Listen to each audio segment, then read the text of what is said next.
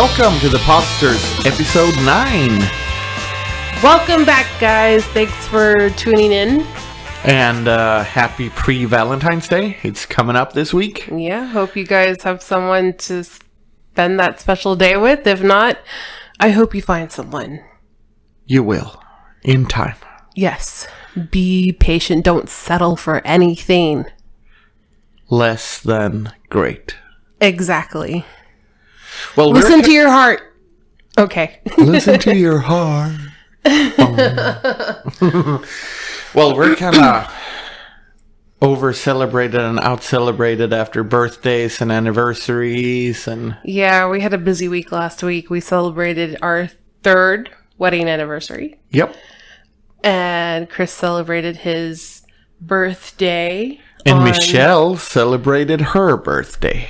Yes, and I celebrated my birthday on Saturday. And let's start off there. Let's have the positive Podster episode. Because I really want to do a big shout out to the place we went on Saturday. And yes. I think we can mention the name. Chamagaucho's Brazilian Steakhouse. And apart from exceptionally great service and good food, that is a restaurant, or a business, I should say, that I think do things the right way. In terms of, you guys already know what I think of companies these days that run their over-promises on things. Mm-hmm. So, we didn't have reservations when we went there. No, because we didn't look into it. No, so we happily showed up. And I'm normally not a person that is into the whole waiting in lines or waiting for food. There's plenty of restaurants out there that you can go to eat. Yes. But this wasn't just any old restaurant. That's why I was like, if we have to wait an hour, why not? Because I heard it is fantastic here. Right. So I made that exception and we decided to wait. And the hostess said, it's going to be an hour wait. Which we took.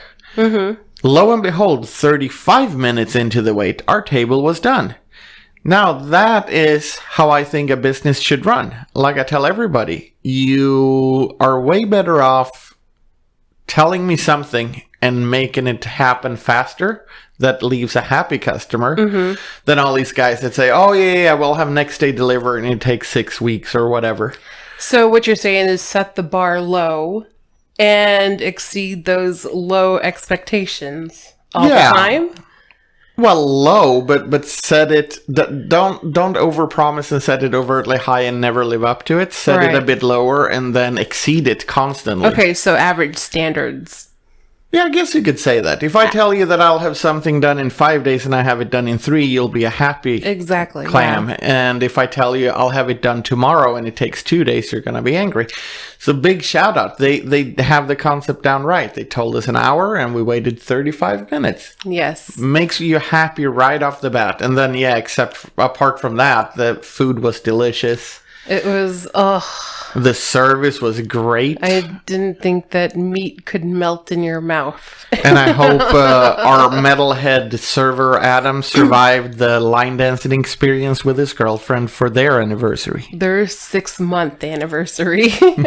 I was like, poor you, I'm sorry. He's like, yeah, I usually listen to metal. Good choice. Rock and metal. We're like, yeah, sorry. Yeah. Sorry, you have to go line dancing. Maybe that isn't a match. Maybe he settled for less. Yeah. Oh, well. I mean, to each his own. Oh, definitely. But no, it was a great time. We had a good Saturday night. Yes. Needless to say, I mean, I had a whole Saturday night planned out for us. Yes. That didn't go as planned, but that's part of life. Yeah. But we went home very satisfied. Extremely satisfied. I'm still salivating just thinking about the meat. Oh my gosh, I talked about it all day today at work, and every time I talked about it, I was slobbering all over myself. Fantastic food. Yeah, but, and that leads me to talk about our bullshit of the week. Bullshit. Bullshit. Bullshit. And I have to say that it just blew my mind when I saw this family of 4 at a table next to us. We were in a separate room. The rooms were divided by huge windows or whatever, so you could still see the patrons around you and stuff. And there was this table with the family of 4 right next to us, and I kept getting a glare of the kid's freaking iPad or whatever he had with him. That thing was, he had it on the whole time they were sitting there for dinner. There's a lot to call bullshit on with that family, but I think it's just... And their daughter was a little bit older, and she was glued to her cell phone. And the mom, too, she was glued to the cell phone. And well, actually, and so was Dad. Dad was sitting texting someone. I mean, I was like, this is blowing my mind because this is a great restaurant experience. Yeah, it's not like we went to Denny's or Applebee's or one of these prefab microwavable chains. This is a really fine dining experience. Considering all the crappy restaurants we have around here, this is considered a fine dining experience. And, I would actually go as far as saying, because I've had my fair share of more than chain restaurants in my life, even wherever you go, this was a fine dining experience. And the whole family, and especially the kids, I mean, they take in any of the ambiance. They were so glued to their phones and their whatever devices they have. And I was like, man, I mean, they've got to be there celebrating something, because we were there to celebrate something. It's a place where you kind of have to either, if you're well off, fine. It's like a weekend dinner every weekend or something like that. But even if it's just a weekend dinner, I don't understand what's up with this pacify the kids wherever you go with their pads or phones or whatever the hell it is. When I was a kid, we went to fancy, if you want to call it a establishment like that fancy. We went to fancy places like that. Mm-hmm. And granted, back in those days, there were no iPads or cell phones, but my parents would never have brought comic books or toys or what are they called? Those little... fidget spinners? No, paint by numbers, things for kids. Yeah, little coloring books. Yeah, coloring books or anything. You went there, and it really was an experience to go. You felt like that adult that you as a kid, especially when you start hitting 8 or 9, you can't wait to grow up.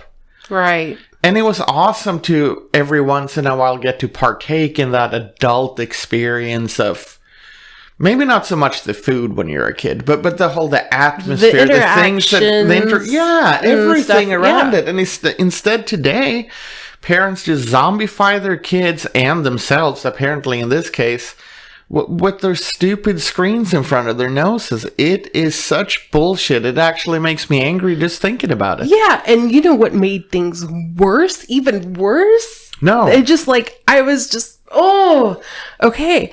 So it was, we were into our dinner and stuff like that. I think we had probably already finished our dinner and we were waiting for the surprise that our waiter had for us. Oh, the lovely desserts. Yeah. It was nice. Anyway, so, we're sitting around and talking about how great the dinner was.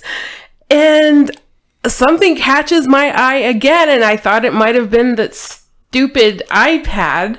Yeah, with the glare. But no, it was a bar cart, like a mobile bar cart. It had all kinds of fancy liquors and stuff like that on it.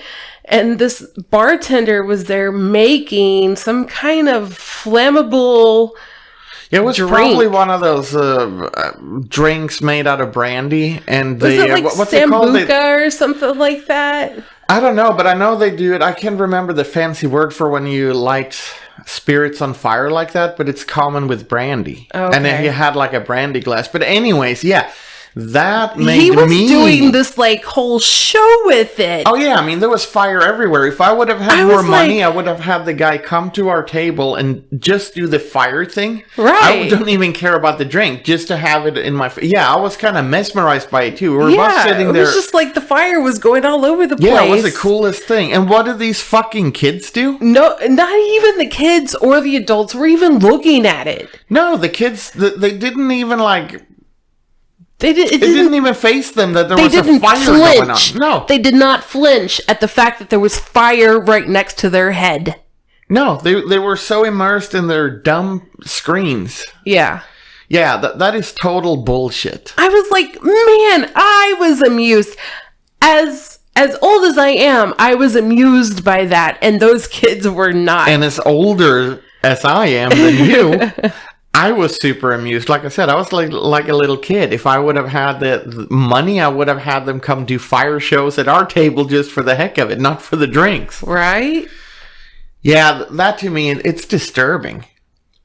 It really is. Yeah, and I mean, when it comes to teaching your kids things, I know that it's kind of not what parents do these days, but that would be a great opportunity to take your kids out and show them the fun side of being an adult. Yeah. And how to interact in society? Yeah. More or less. I mean, you learn by example. Yeah, and a little shout out there that's not bullshit to take it to the other side of things was the little family when we were sitting there waiting to get our table. Oh, yeah. With the I little made a girl. friend. Yeah, you made a little friend. Yeah. There was this family came in and we were all waiting in the little lobby area to get seated and stuff. And this little baby, she must have been like maybe 18 months. And she had the cutest little heather gray kind of pea Like a pea coat? Yeah. And she was so adorable, and she just wanted to talk to me and stuff, and she was rolling around on the couch next to me, kind of hitting me, and that's no big deal. It's a kid, I know. A baby kicking me, that's no big deal to me. Right, but the mom was like, oh, I'm so sorry. I was like, no, she's adorable. Don't worry about it. She's a kid. A baby, nonetheless. So, and then, later on, they left, they got seated before us. And as the mom was walking away, she was like, oh, it was nice meeting you, by the way. And I was like, it caught me by surprise. Yeah, people don't just say stuff like that anymore. anymore. It was nice meeting you too. Have a good dinner. Yeah, but those kids will certainly get that experience that they should have going to a place like that. They got a bit of interaction. Yeah. They were dressed in something else than their jammies. And they certainly didn't have any pads or screens around them. Right, yeah. So yeah, shout out to that family. But apart from that, all you people, live your lives. Don't be stuck in stupid cats and honey badgers that don't give a shit constantly on your screens. Yeah, Live. I mean, that's what I have to really point out is that it is this actually overexposing our children? Are we overexposing these children to more than what they should be exposed to, and at such an early age, to the point where nothing seems to fascinate them, or their take on reality sucks, so let me just stay glued to my screen? I definitely think kids get overexposed to things they shouldn't be, and also that they, as much as they get overexposed to that, they get underexposed to real life. Yeah, that's what I'm saying, is like, they're so into what's on their screen that they don't take any interest in reality, because their parents aren't doing anything to stimulate them that way, because they're busy on their screens or watching TV. Yeah, I think they get overstimulated to fantasy, and they don't get stimulated enough in reality, because there's plenty of things in reality that is stimulating for your senses. Yeah. Like watching a fire show. Watching a fire show, going out for a hike with the family and stuff like that, learning about the plants. I was thinking about it or saying it today because, as some of you might know, I'm a former musician and I'm still a nerd when it comes to music. Mm-hmm. So I'm constructing and building things like, what have I done? I built a speaker cabinet, a little amplifier. Pedal. Yeah. And right now, thanks to my lovely wife, I am building a semi-hollow guitar. But I was thinking about it today. I was sitting, fixing the neck and putting the tuners in, the tuning pegs and screwing them in there. Yeah. And I was thinking about when I was a kid, it was fun to build model planes or these little race cars. Like you built them and then you had to put the little metal pad on to get the electricity. And as you did all that, because I wasn't the greatest in school, but as you did all that, you learned things just by doing. You learned how things function. You learned how things function. You learned how to do something. And that stimulates your mind, your brain. Exactly. But I was sitting there thinking today, remember? Because I asked you, how many kids today do you think do stuff like that? Not very many. And it's sad because it's also not only do they not partake in reality, but it's kids skill. Get into Legos these days, which is cool. But I mean, these Lego sets that they get, it tells them how to build a set instead of like back in the day when we got Legos. It was just a bunch of Legos, and you figured out how to make something out of it. Yeah, and I was thinking you about created your own thing. And I was thinking about that other. It was a little bit more on the quote unquote technical side, like those erector sets. No, they're called. It doesn't matter what they're called, but yeah, same thing. It was these pieces of metal and wood, and they had little like the jaws from construction. Yeah, like a gripper. Yeah, or grippers whatever. and stuff. And you could put things together however you want. Mm-hmm. And you learned how to engineer things, put things to work with your hands and your mind at the same time. And I'm sorry, but the kids today with their stupid screens, they're not learning that. No. I think it's sad even if we go a little bit older, but when there's 25 to 30-year-old men that can swap out a toilet or do very simple things. They are simple. It's two nuts and bolts and be able to turn off the water supply, right? Which you can do with your fingers. Mm-hmm. And there's actually grown men out there these days that can't do it.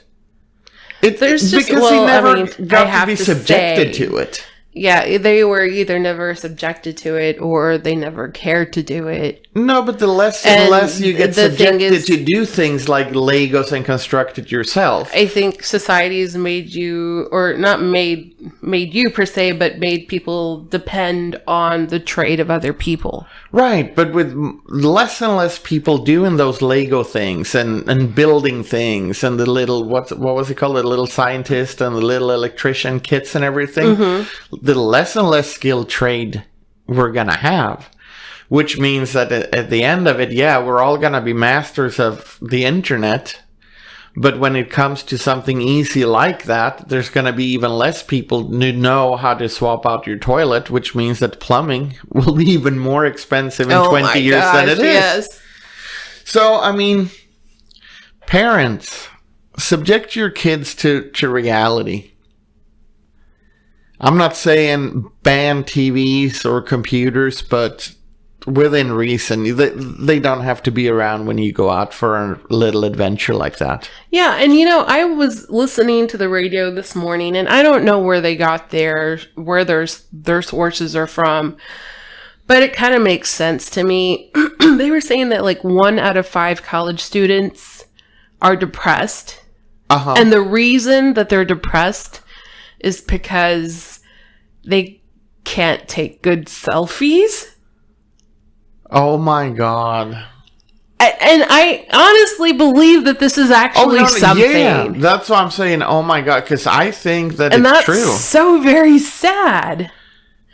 It's more than sad. I was like thinking, because they kind of do the cliffhanger. Why would you think that, 1 out of 5 college students get depressed? And I was thinking about it. I was pondering it. Yeah, what would have been your thing? My thing would have been like that they can't assimilate to their college environment. So, they start, I guess they start getting depressed because they can't assimilate, or they're not doing well and they're not getting the support. Yeah, I was thinking that maybe they're stressed because they can't keep up with the education, or maybe it's financial or something, but certainly not because they're not taking good enough selfies. I guess we both thought on a higher level than selfies. Yeah, you could say that. It's just, if your kid is depressed because they can't take a selfie, that means that you just need to take away their stupid cell phone. Yeah, that's honestly the dumbest thing I've ever heard.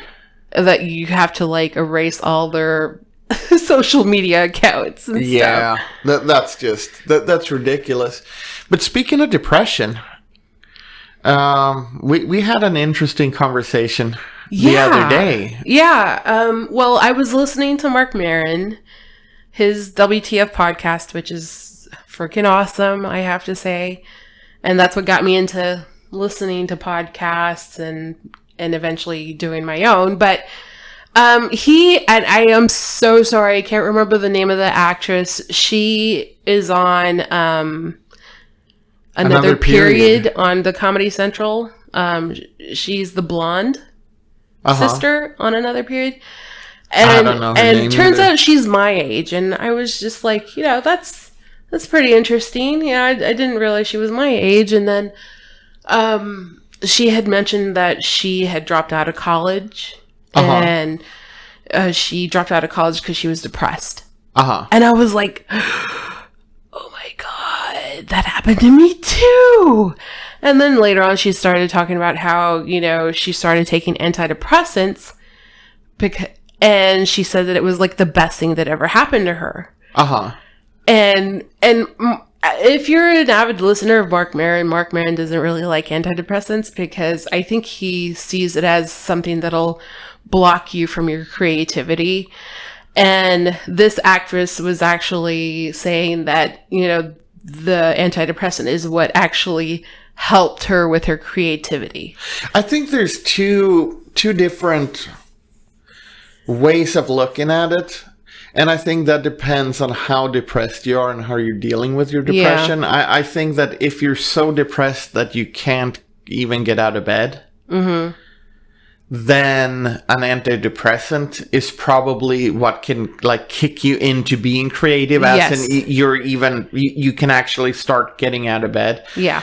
If you have more of a slighter depression, I guess you could say, or maybe you have depression mixed with a little bit of anger issues or something.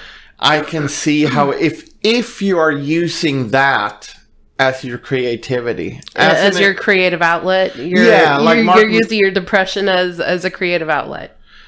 Yeah, or you're actually treating your depression with a creative outlet. Okay. I'm thinking more maybe a lot of good back in the day punk bands, young angry men, musicians back in the day. Yeah, I mean, if they would have just popped pills, chances are that they wouldn't have played the music because it does numb them to the point of it's not worth doing. So I think it depends on what kind of depression you have. So I can't say that I fully agree with Mark Maron because, like I said, I think there's a different. Yeah, well, there's two sides to it. I think, but it's kind of interesting too, though, when you brought up the whole musicians that they use their depression as means of creativity. I guess it is kind of interesting, more than the obvious fact that the music industry today has been shaken up by how internet works and all that. But there's no good rock and roll out there anymore. And I'm generalizing. There's tons. I'll take that back. There's tons of great rock underground. But in terms of mainstream, there's nothing. Dead. It's dead. Rock and roll is on Prozac. Right. Mainstream rock and roll, that is. Right. And I actually think that's not even a joke because people my age and older, first off, you never talked about having depression, even though I'm sure some of us were depressed at one point or another. It was never really brought up. And you certainly didn't get medicated for it. I mean, unless it was suicidal severe. Severe, yeah. So I think that my age and older, we probably did creative things. I mean, in terms of crazy paintings, a lot of the tattoo artists that are now older, but when they started, they were kind of radical in doing more than the old school hearts and arrows and stuff. Yeah. A lot of the good heavy rock and punk rock, I think, stemmed out of anxiety and depression. Yeah. That really, I mean, that was an outlet. That's nothing was better when you were 20 and pissed off than to go into a rehearsing room for 3 hours and do something creative.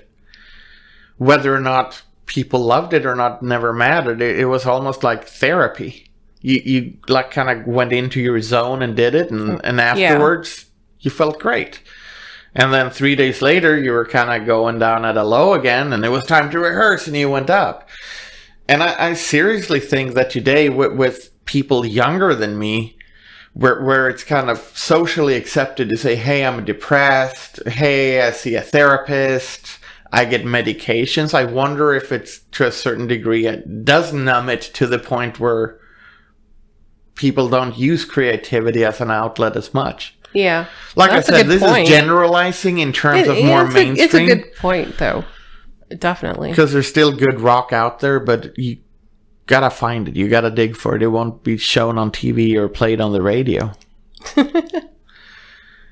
So I wonder if your whole mainstream rock is on Prozac these days. I sadly think that's true. Yeah. What do you guys think? I know that especially our Swedish listeners, we have a bunch of old rockers out there. What's your take on it? Let us know. Yeah, let us know. Yeah. Post a comment underneath here on YouTube, or shoot a comment on Facebook. Or you can email us at the Podsterz with a Z at gmail.com. Yep. I think that might be the end of the show. No, it's not. What? We actually had, for the first time ever, and a big shout out to John Doe, who sent us an email. Someone did something in the spirit of the Podsterz. You guys, okay. So I have not been checking the email because nobody seems to send us any emails, but hey, you found one finally. I guess our listeners are on Prozac. But John wasn't on Prozac, so he wrote us a little story. He wrote us a story about... He did something in the Podsterz spirit. Oh, okay, hold on. I'm just pulling up the email. Oh, yes. Yes. We were discussing this, actually. I forgot that I read it. Okay. So anyhow, I'm still like in a meat coma from this weekend. Yeah. I'm not thinking clearly. I'm still thinking meat. Anyway, so John Doe writes, in the spirit of the Podsterz. Hey Podsterz, I've been listening to you guys since you started in 2017, and I just wanted to let you guys know that I did something in the spirit of the Podsterz. I have this neighbor who has friends constantly coming over to his house. His friends park everywhere. And when his friends park everywhere, that means they park right in front of my house constantly. And this pisses me off to no end. I'm sorry, John Doe. John Doe proceeds to tell us that he noticed that the car that was parked in front of his house... blocking his driveway was super dirty. And he decided to write, I'm a cunt, in the mud. Amazing, really. On the car. That's so awesome. I love it. It's awesome. Too bad that the picture he sent is so blurry we can't really post it on YouTube. Yeah, it looks it looks like a little dark. white car or something. Yeah. That's parked in front of John's driveway. And on the side, which is even better, is that he managed to get it on the passenger side. He went and wrote in like the dirt and mud of the car on the side of the whole car, "I'm a cunt." Yes. And it's awesome because we have to assume that the driver of the car was a single driver who happily, since he went in on the driver's side, not the passenger side, has been driving around town with the statement that he's a cunt, which he obviously is, for quite some time. Congratulations, John Doe. Yay! You win a t-shirt. A t-shirt. All right, guys, that's all that we have for today. We made it another week. Sorry we were late. We just had a little delay due to our celebration. And besides, we're the Podsters. We can do whatever the fuck we want. Yeah, go stir some shit up, people. See you later. Bye. Bye. Goodbye from Mellis. Puss och kram.